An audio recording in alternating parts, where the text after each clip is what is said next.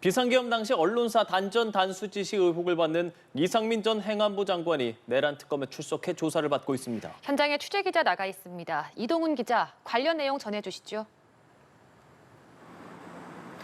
네, 언론사 단전 단수 의혹을 받는 이상민 전 행안부 장관이 오전 10시쯤 피의자 신분으로 내란 특검 사무실에 출석했습니다.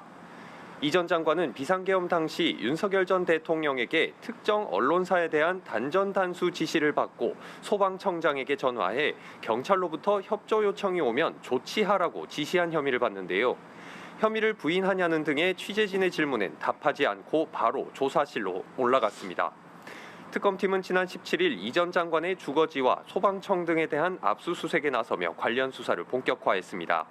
소방청 관계자들을 연이어 부르며 이 전 장관의 지시가 있었다고 판단했다는 취지의 진술을 특검은 확보한 걸로 알려졌습니다.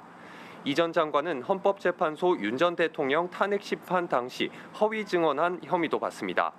이 전 장관은 계엄 관련 국무회의 당시 관련 쪽지를 멀리서 봤을 뿐이라며 혐의를 부인한 겁니다. 특검팀은 당시 CCTV 영상에서 이 전 장관이 한덕수 전 국무총리와 관련 문건들을 들고 대화하는 모습을 포착해 이 전 장관의 주장이 허위라고 보고 있습니다. 특검팀은 이외에 이 전 장관이 계엄 해제 당일 대통령 안가에서 2차 계엄 내지는 수습 방안을 모의했다는 의혹도 캐물을 것으로 보입니다.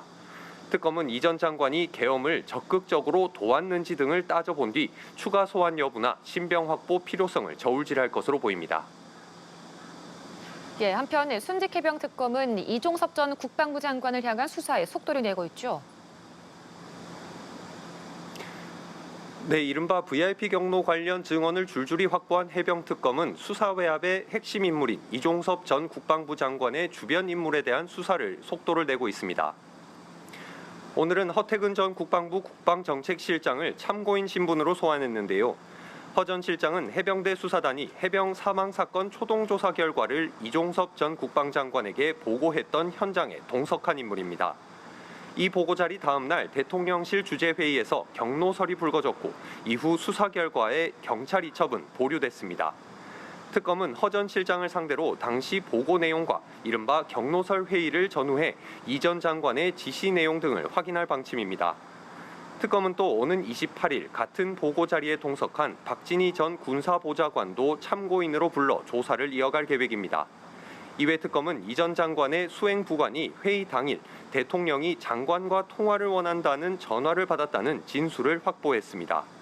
이후 실제로 이 전 장관의 휴대전화에 대통령실 번호로 전화가 와 통화가 이뤄졌고 이후 이 전 장관은 사건 이첩 보류 지시 등을 내렸습니다. 특검팀은 해당 통화에서 윤 전 대통령이 이 전 장관에게 구체적인 지시를 내린 것으로 보고 관련 수사를 이어가고 있습니다. 지금까지 서울고검에서 전해드렸습니다.